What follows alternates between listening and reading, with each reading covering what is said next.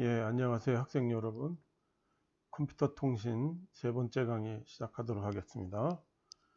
항공 컴퓨터 전공의 담당 교수 이현우입니다.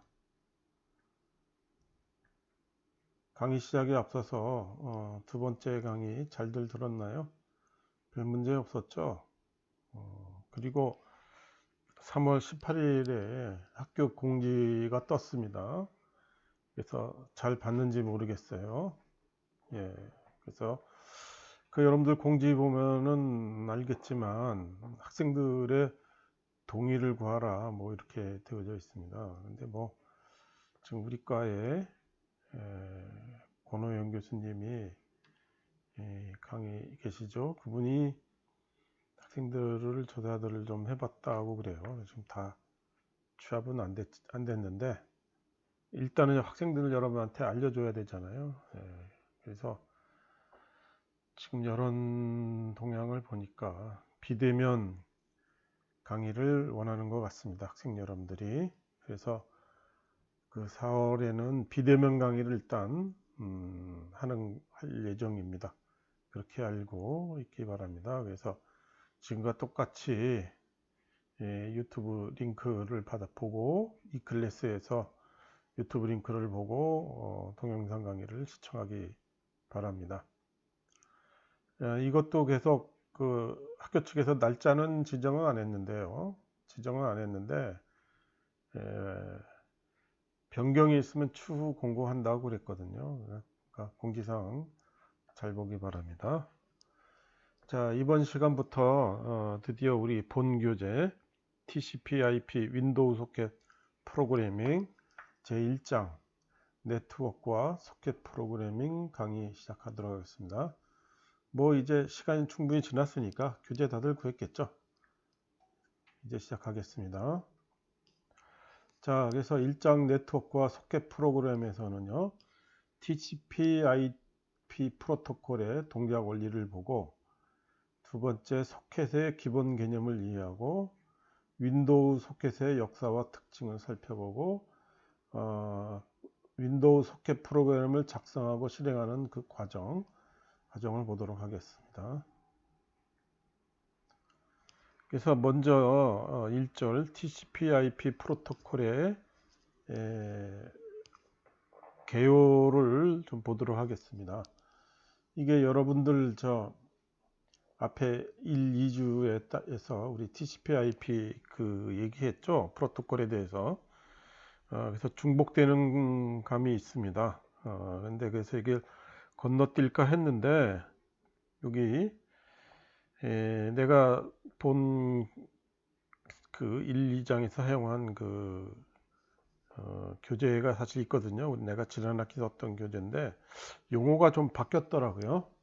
이 책하고 용어가 좀 다르더라고요. 그래서 그 용어 소개하는 겸 빨리 진행하도록 하겠습니다.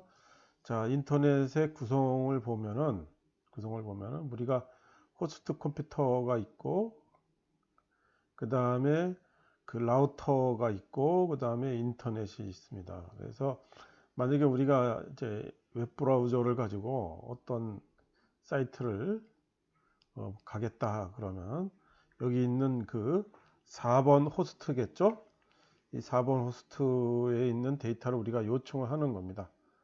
그럼 그 요청을 하면은 그 요청하는 과정이 내 호스트 컴퓨터에서 라우터를 통해서 인터넷 여기 뭐 구름 모양 바다 모양으로 되어 있습니다. 그걸 통해서 그 호스트 컴퓨터에 제일 가까운 라우터를 통해서 호스트 컴퓨터를 가고 그 다음에 그 역순으로 다시 내 컴퓨터로 오게 됩니다. 이런 식으로 인터넷이 지금 구성이 되어 있다. 이건 뭐 여러분들 잘 알고 있습니다.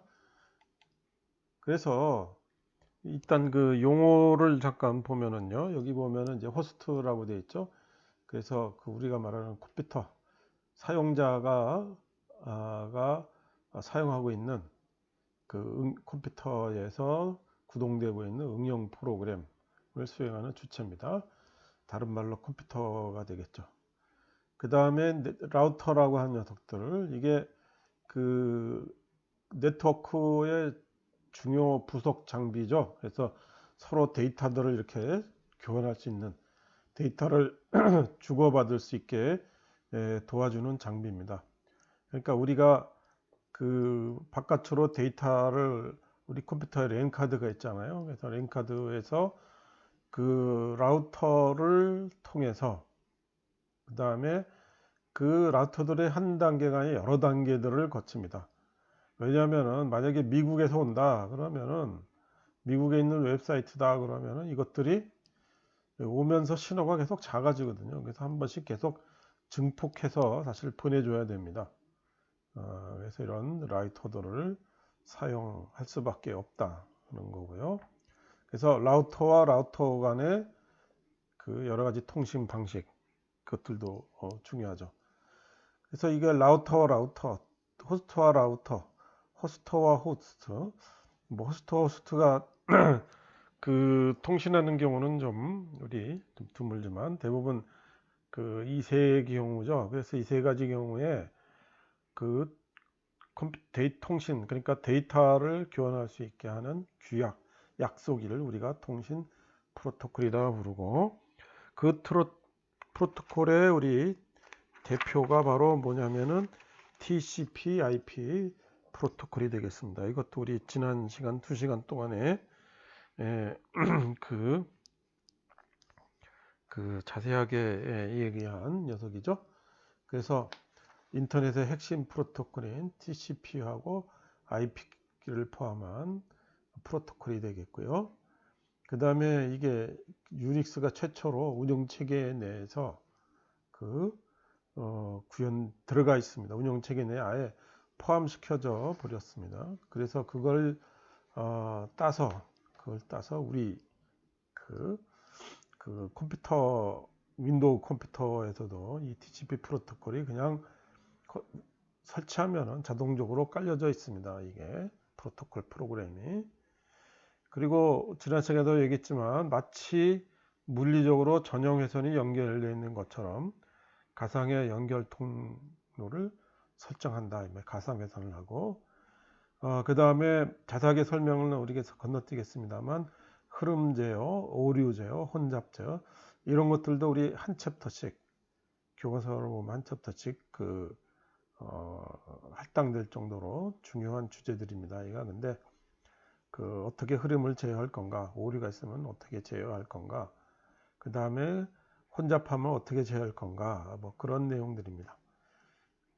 그리고 옆에는 특별히 하나 더 써놨는데요. 이게 3웨이 핸드쉐이크죠. 예, 그래서 그 부분 우리 뒤에서 설명을 좀 하도록 하겠습니다. 하여간 그 3단계 우리 핸드쉐이크가 악수잖아요. 어떻게 악수를 하냐. 뭐 그래서 지난 시간 되겠지만 상대방을 보고 손을 내밀고, 그러면 반대쪽도 그 손을 내민 거를 보고 손을 내밀어야 되겠죠. 그리고 마지막에 이제 손을 마주 잡아야 악수가 되는 거죠. 그렇죠. 그런 단계로 이 3단계가 되는 겁니다. 예. 그래서 응용 프로그램에서 이게 대부분 우리 웹 브라우저죠. 웹 브라우저일 수도 있고, 뭐 FTP 그 프로그램일 수도 있고, 이런 응용 프로그램에서 우리 지난 시간에 OSI 7계층에서 응용 계층이죠.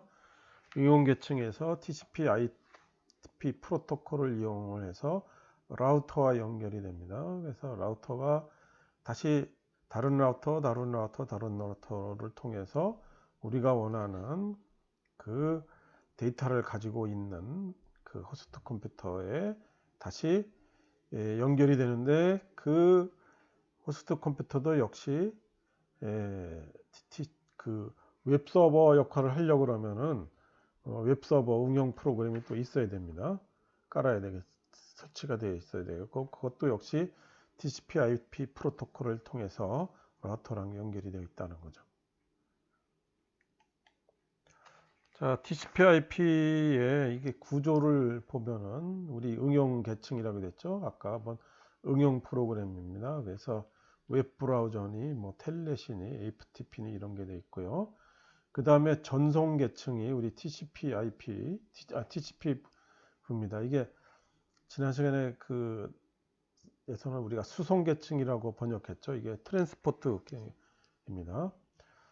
그 다음에 UDP는 간략하게 나중에 다시 또 얘기하겠습니다. 그 다음에 인터넷 계층 혹은 우리 IP가 포함되어 있는 거죠. 이걸 우리가 전 시간에는 네트워크 계층이라고 불렀습니다. 좀 혼동이 되는데 일단 교재가 바뀌었, 이 교재 용어로 바뀌었, 전송 계층, 인터넷 계층이라고 그러고요.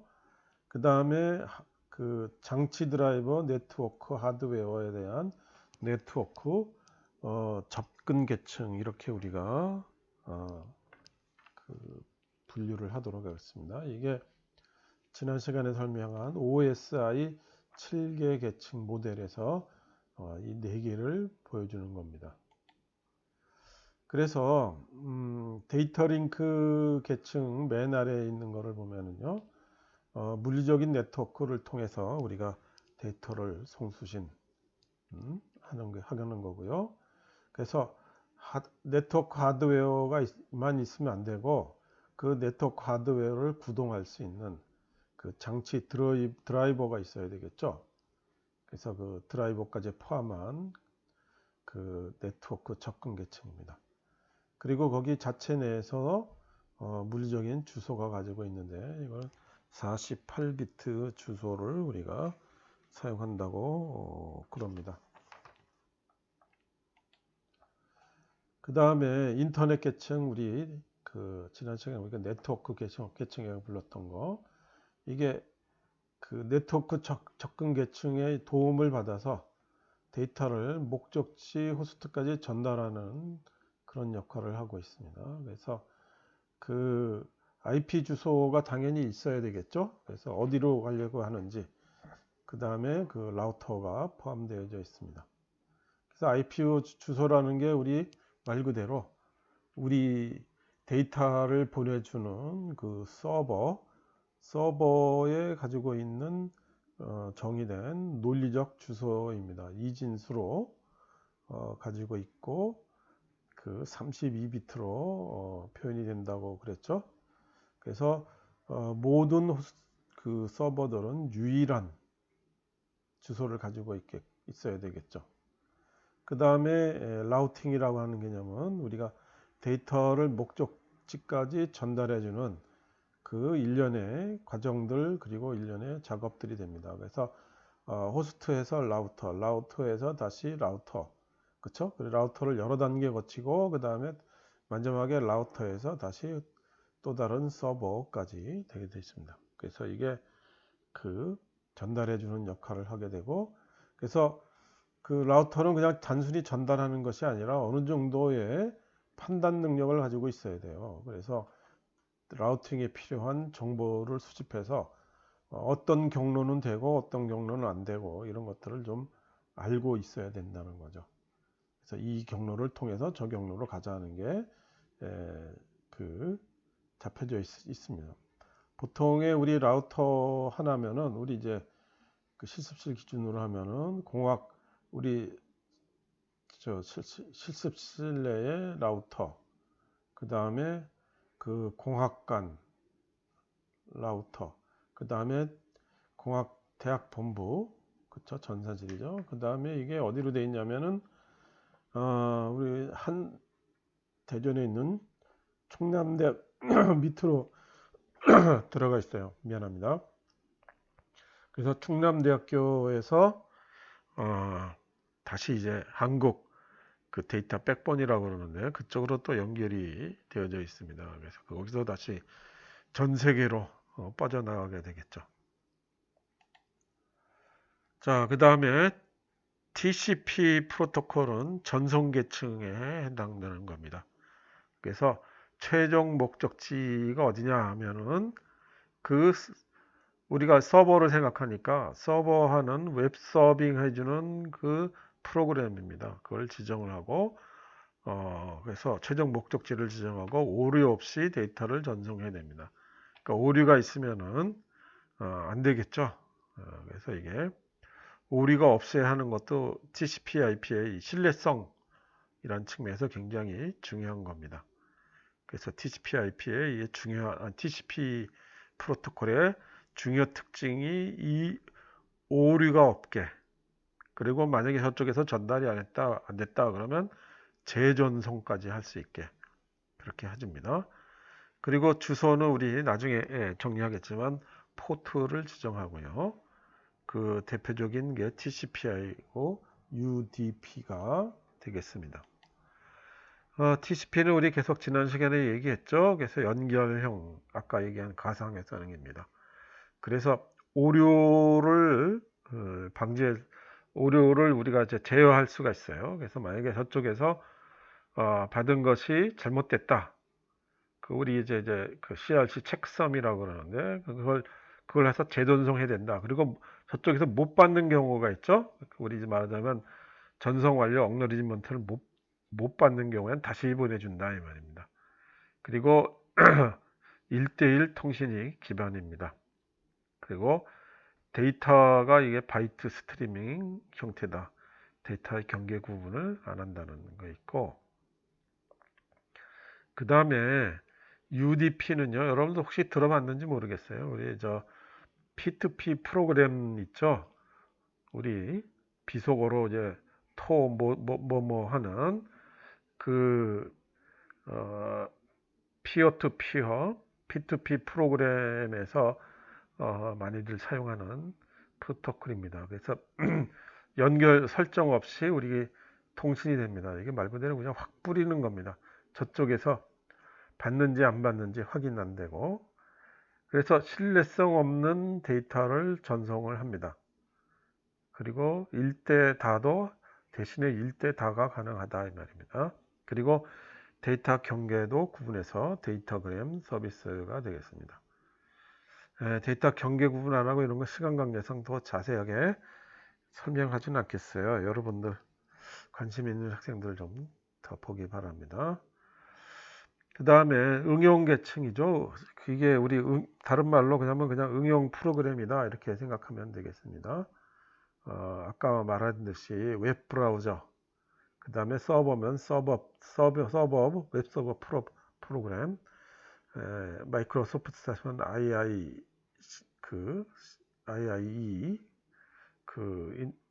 인터넷 서비스 IIS죠 참. 인터넷 서비스 프로 하는 IIS 있습니다. 그 다음에 그게 대표적인 거고요. 그 다음에 잘은 안 쓰지만 텔넷, FTP 이런 것들이 있습니다. 텔넷, FTP는 우리 지난 시간에 설명했죠. 그래서 이 정도로 하겠습니다. 자, 그러면 데이터를 우리가 어떻게 전송하나? 그래서 그 데이터를 전송할 때 데이터를 우리가 자른다고 그랬습니다. 그래서 데이터를 이렇게 잘라서 한 덩어리를 우리가 뭐라고 부르냐면은 패킷이다 이렇게 우리가 부릅니다. 그래서 패킷에는 당연히 우리가 보내려고 하는 데이터가 있겠죠. 우리 페이로드라고 보통 유료 부하라고도 번역합니다만 그냥 데이터라고 부르는 것이 좋겠죠. 사용자가 보내려고 하는 데이터가 있고 그 다음에 제어 정보가 붙어 있어야 됩니다. 그래서 받는 사람의 IP 주소, 보내는 사람의 IP 주소, 포트 전공, 포트 번호, 포트 번호는 뒤에서 자세히 설명하겠습니다.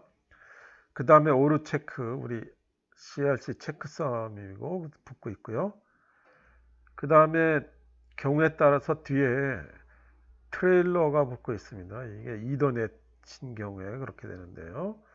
이더넷 트레일러가 경우에는 FCS라고 해서 에러 체크용 FCS가 뒤에 따라 붙고 있습니다. 그래서 이게 우리가 받은 그 데이터가 오류가 있나 없나를 떠나서 그 오류가 있으면 그거를 복구를 해줍니다. 원래 데이터로. 그래서 다시 보낼 필요가 없게 해주는 거죠. 그렇죠? 그래서 여기 보면은 그냥 일반 응용 프로그램에서는 데이터를 보내지만 TCP에서는 헤더가 있어야 되고 IP에서는 TCP 헤더에 또 IP 헤더가 붙어야 되고 이더넷에서는 이더넷 헤더 트레일러가 또 이렇게 붙어져 있어야 된다.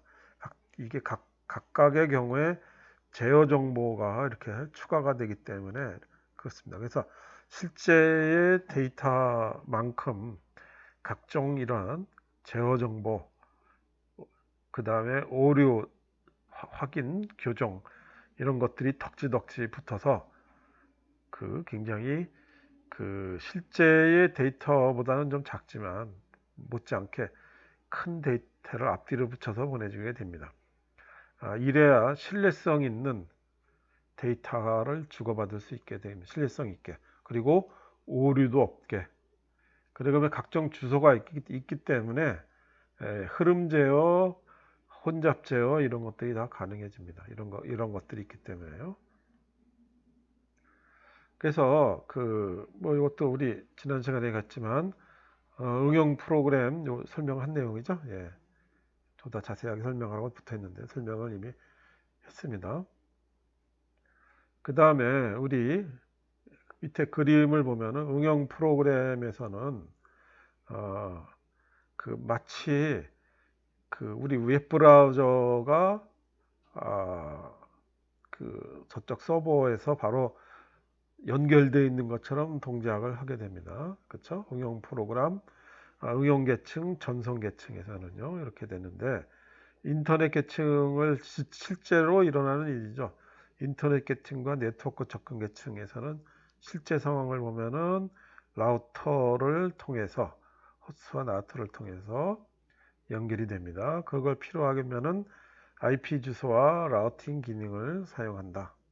이렇게 보면 되겠습니다. 그래서 맨 아래 네트워크 접근 계층에서는 실제의 물리적인 주소가 어딘지 알아야 되겠죠.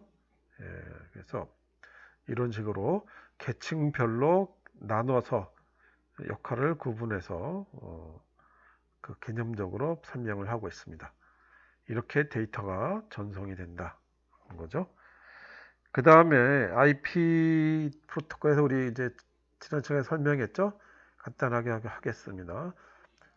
모든 인터넷에 있는 호스터, 라우터 이런 것들의 주소죠. 식별자죠. 그리고 이진수가 되어 있고 그래서 버전이 있습니다. IPv4 버전 4죠. 이거 32비트. V6는 128비트를 사용한다는 거고 IPv4는 우리가 8비트 단위로 4개 나눕니다. 그러면 8비트의 최대 값이 255거든요. 0에서부터 255. 그래서 이런 10진수 4개로 우리가 표현을 합니다. 왜냐하면 이진수 32개를 외우기는 굉장히 곤란하죠. 그렇죠? 근데 하지만 그것도 곤란하니까 우리가 이름을 대표 이름을 붙입니다. 그래서 DNS 서버를 이용해서 이 주소를 가르쳐주는 서버를 따로 만들어 뒀다 이 말입니다. 그 다음에 IPv6는 16비트 단위로 나누고 콜론으로 구분합니다. 그리고 여기 16진수로 표현한다는 거죠. 16진수 8개가 된다 이거죠. 그래서 주소의 개수가 거의 이제 지난 시간에 공부했죠. 43억 개가 되는데 32비트가 대략 43억 개 곱하기 43억 개 곱하기 43억 개 이게 4개를 곱해줘야 됩니다. 그렇죠? 그리고 거의 무한대죠. 어마어마한 숫자가 나옵니다. 그래서 이게 유비쿼터스 시대에 사물 인터넷 시대에 모든 녀석에 다 IP 주소가 부여될 수 있게 된다 이겁니다. 그 다음에 포트번호라는 개념입니다. 포트번호는 뭐냐면 인터넷 통신의 중차점 알타내저는 응용 프로그램이잖아요. 그쵸? 응용 프로그램은 다른 말로 프로세스라고 부르죠. 그래서 프로세스를 나타내는 식별자가 됩니다. 그래서 TCP하고 UDP는 16비트 정수를 사용하니까 0에서부터 65,535 범위 내에서 사용합니다. 그래서 보통 0에서 1023까지 이것들은 이제 잘 알려진 포트고 그 다음에 49,151은 등록된 포트고 그 다음에 그보다 큰 녀석은 개인적인 그 등록 안 된 사설 포트들이 되겠습니다. 그래서 보통의 뭐 23번을 쓴다더라 뭐 이런 식으로 해서 지정이 되어져 있습니다. 웹브라우저 같은 경우에. 그래서 그 각각의 프로세스마다 컴퓨터에 그 웹브라우저가 있는데 그 웹브라우저도 쓸 수 있고 FTP도 쓸 수 있고 뭐 아까 말한 tor 무슨 프로그램도 쓸 수 있게 되죠. 그 tor 머시기 프로그램도 각각 다 다른 포트가 프로세스가 다르고 서로 다른 포트가 부여가 되는 겁니다. 하지만 IP 주소는 우리 컴퓨터가 하나이기 때문에 IP 주소는 하나죠. 거기서 이렇게 다시 나눠져 간다 이 말입니다. 그리고 우리 DNS 도메인 네임 서버를 이용을 해서 우리가 그 일테면 www.hansa.ac.kr 이렇게 웹 주소를 외워야 되잖아요. 그렇죠? 근데 이것들을 실제 이진수 IP 주소를 가르쳐 주는 녀석이죠. 그래서 DNS 서버를 이용을 해서 우리가 이진수를 찾아내는 알아내는 그런 방법을 사용하고 있다는 거죠. 이게 없으면 우리 다 이진수 외우고 있어야 되잖아요. 그렇죠? 굉장히 불편합니다. 그래서 우리 DNS 서버를 이용을 해서 웹 주소를 알아낸다. 이렇게 보면 되겠습니다. 그 다음에 클라이언트 서버 이런 용어 개념이죠. 그래서 두 프로그램이 서로 상호작용하는 건데 우리가 데이터를 받아 달라고 하는 쪽이 클라이언트 우리 고객이고요. 그 다음에 데이터를 주는 쪽을 우리가 서버라고 부릅니다. 좀 더 하면은 서비스 요청이 클라이언트, 그 요청 서비스 처리해 주는 쪽이 서버 이렇게 되겠습니다. 식당에 가서 밥을 먹으면은 주문을 해야 되죠. 주문하는 사람 우리가 고객이라고 부르죠. 말 그대로 영어 클라이언트고 그러면 식당에서 그 요리를 가지고 나와야 되잖아요. 서빙을 해야 되잖아요. 그렇죠. 그 서버죠. 그쪽에서.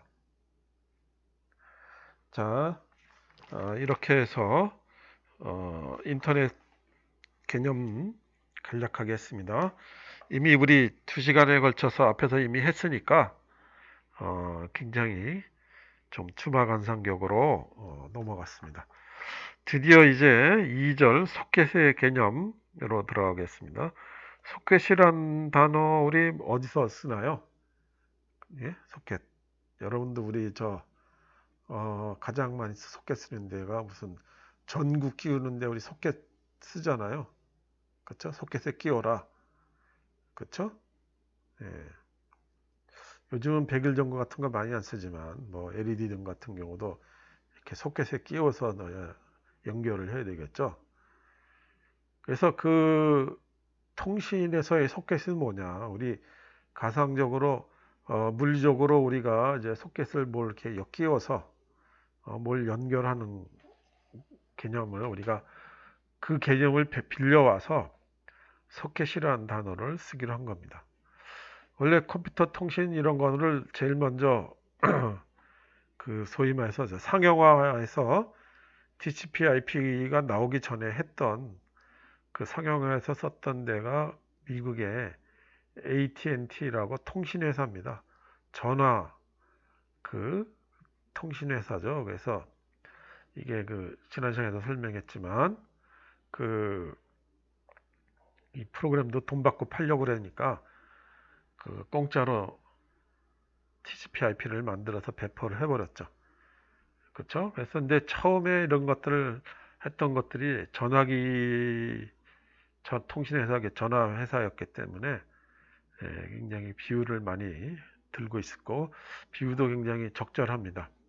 그래서 보면은 우리가 먼저 A 그림을 보겠어요. 사용자가 있고 전화기를 통해서 전화를 걸면은 그러니까 이게 지금 표현이 그렇습니다만 유선 전화죠. 그러면 상대방 전화가 귀에서 벨이 울리죠.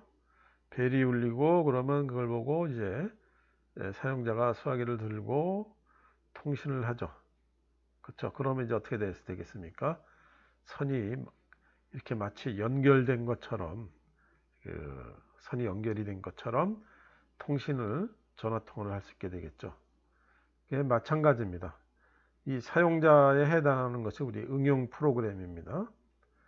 그리고 전화기 있죠. 전화기가 바로 거기 연결되는 소켓에 해당되는 겁니다. 그래서 인터넷을 통해서 상대방 전화기가 바로 소켓에 다시 해당이 되는 겁니다. 좀 이해가 됩니까? 예. 보면은 우리가 소켓을 우리가 사용하기 위해서 보면은 사람은 응용 프로그램, 전화는 소켓, 전화망은 인터넷에 대응이 되겠습니다. 그렇죠? 그래서 세부적으로 좀 더 보면은요, 내선 번호는 포트 번호가 되는 겁니다. 앞에 말한. 그 다음에 대표 번호가 있겠죠? IP 주소가 되겠고, 그리고 전화망은 인터넷이 됩니다. 그렇죠? 여러분들 대표 번호는 뭐예요? 한서대에다가 전화 걸면은 한서대 번호를 써야 되고, 그리고 거기서 다시 내선 번호를 통해서 연결을 낼 수가 있거든요. 그러니까 이런 경우 내선 번호가 포트 번호가 되고 대표 전화번호가 바로 IP 주소가 되는 겁니다.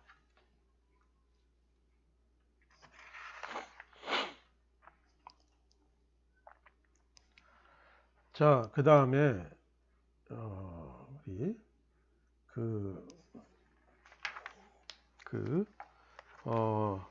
소켓이라는 용어를 세 가지 관점에서 보도록 하겠습니다. 먼저 데이터 타입, 통신 종단점, 네트워크 프로그램 및 인터페이스 이렇게 되어 있는데, 먼저 데이터 타입으로 우리가 보겠습니다. 소켓은요, 우리가 파일 디스크립터, 핸들 이런 말을 사용합니다. 그러면은 이게 좀 말이 좀 그렇긴 한데,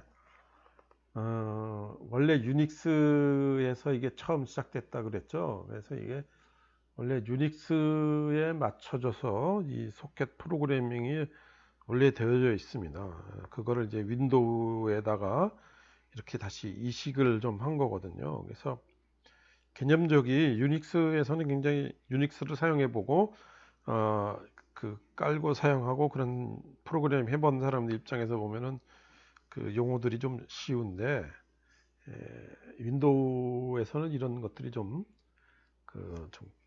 그렇습니다.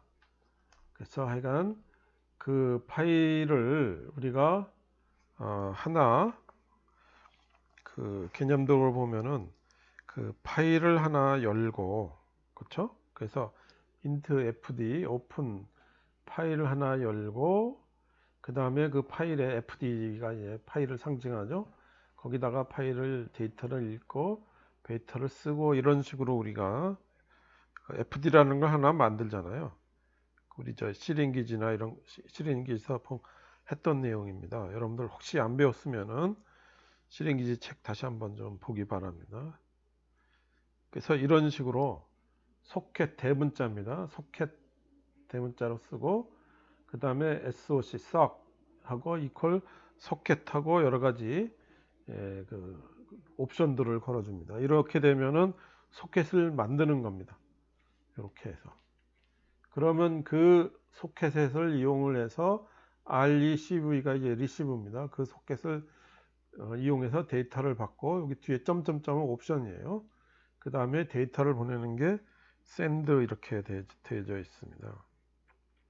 그래서 여기 보면은 여기 보면은 프로토콜이 뭔가, 그렇죠?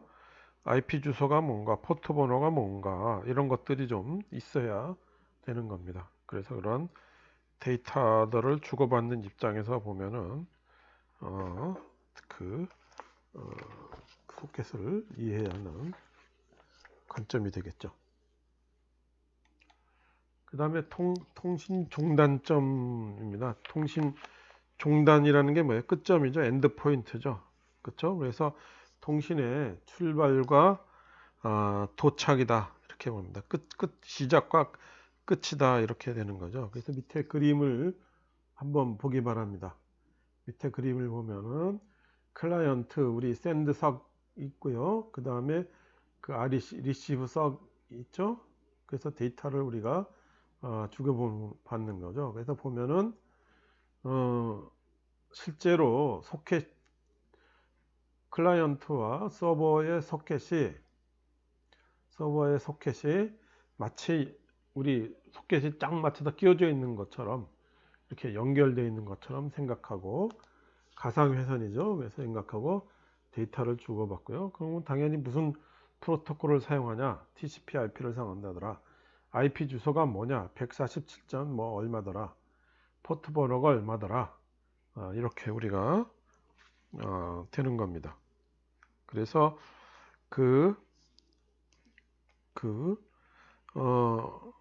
함수를 호출해내서 이런 리시브나 샌드 함수들을 호출해서 데이터들을 주고받을 수 있게 되는 겁니다. 여기서 통신 종단점이란 에서 생각해내는 소켓의 개념이 되겠고요.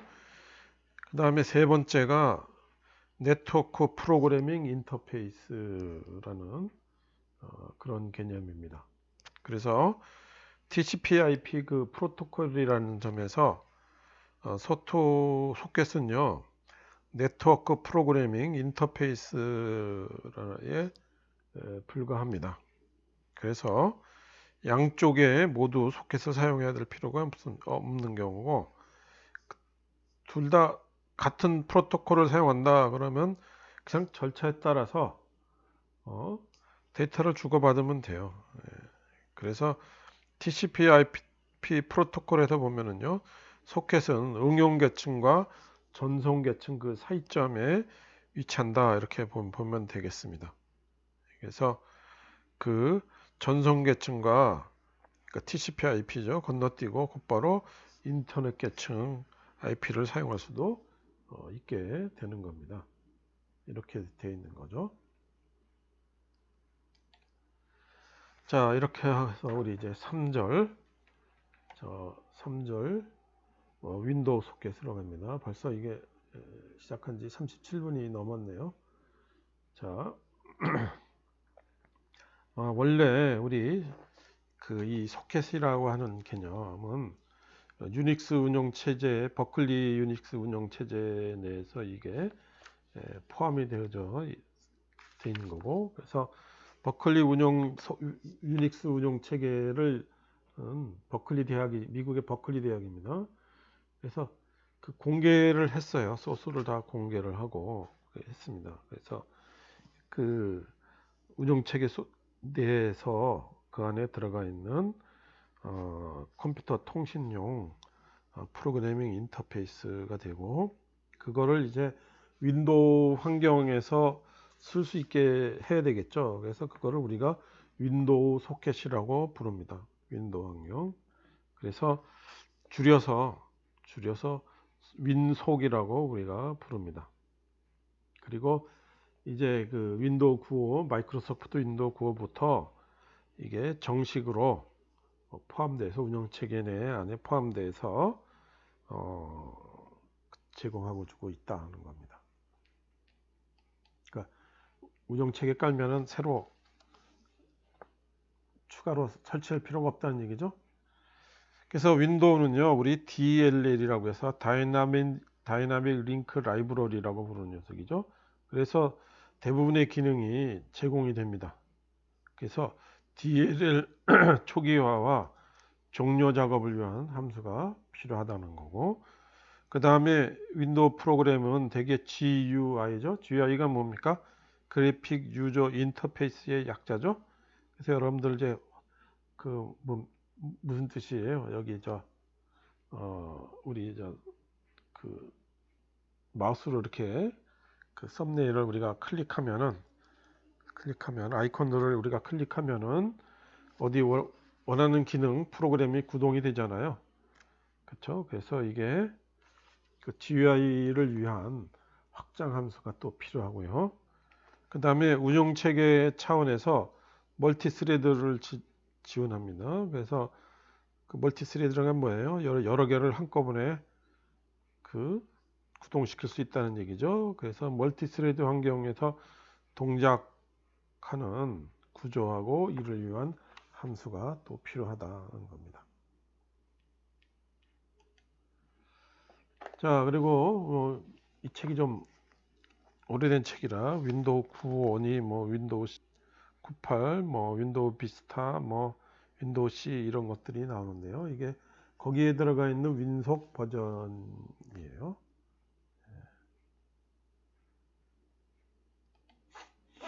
자, 윈속의 장점은 무엇인가? 이겁니다. 그래서 뭐 자세하게 설명하기는 있는데 하여간 호환성이 높아요. 그래서 기존 소스를 이식해서 활용해 줬습니다. 이게 아까도 말했듯이 유닉스가 기본이 됐다고 했죠. 그래서 유닉스에서 짠 프로그램을 그 소스 코드가 굉장히 호환이 높아서 조금만 바꾸면 갖다 쓸 수 있다는 거고, 그렇죠? 그 다음에 한번 이렇게 그 속개 프로그래밍을 짜두면은 여러 운영체계에서 그래서 사용이 가능합니다. 그리고 프로토콜도 변경이 가능하고요. 상당히 저수준 프로그래밍 인터페이스입니다. 그러니까 로우 레벨 프로그래밍 인터페이스예요. 그래서 외부 제어가 가능하다는 거죠.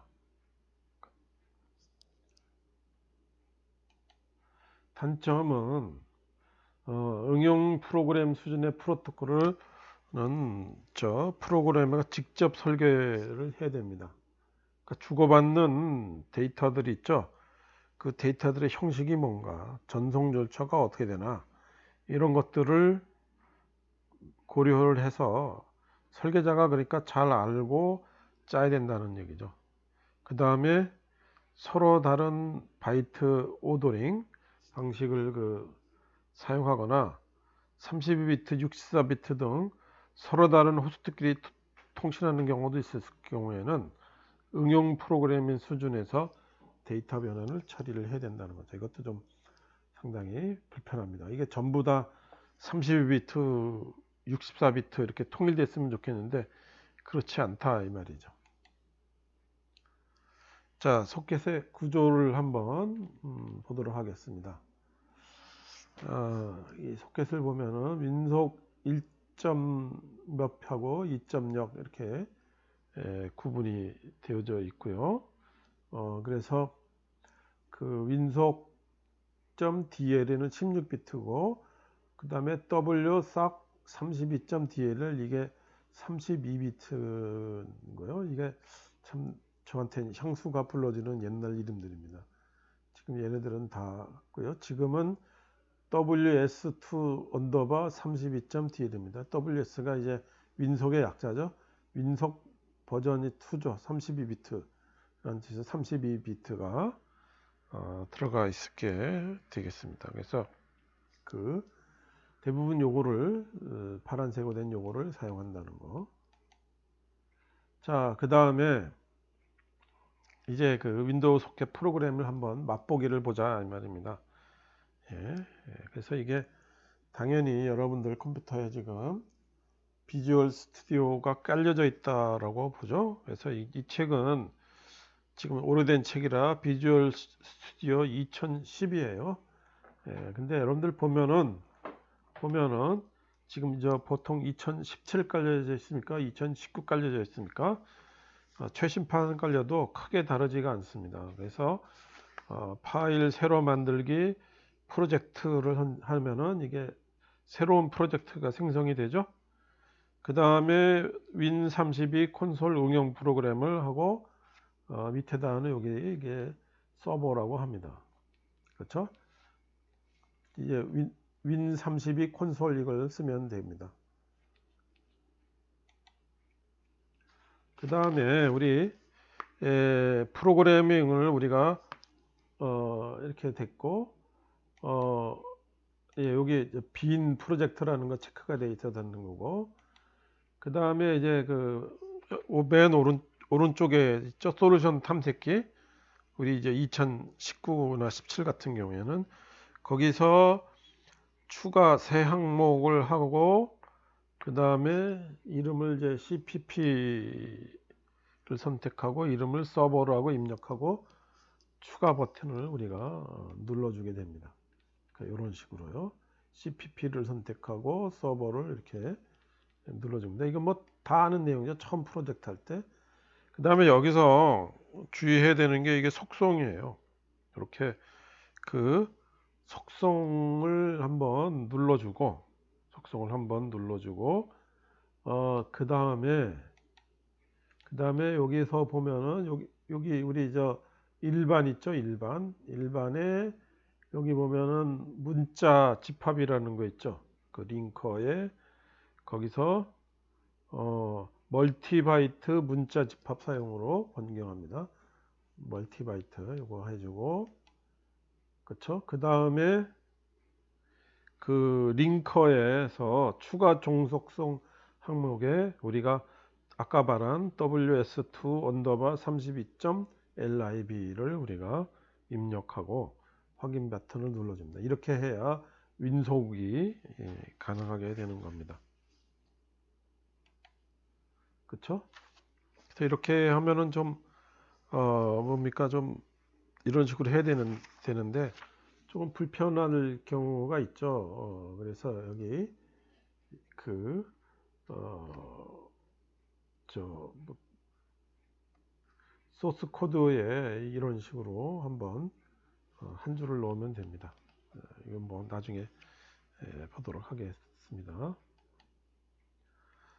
자, 그래서 이제 그 프로그램을 우리가 이제 빌드를 하고 그 다음에 디버깅 하지 않고 시작을 선택해 보면은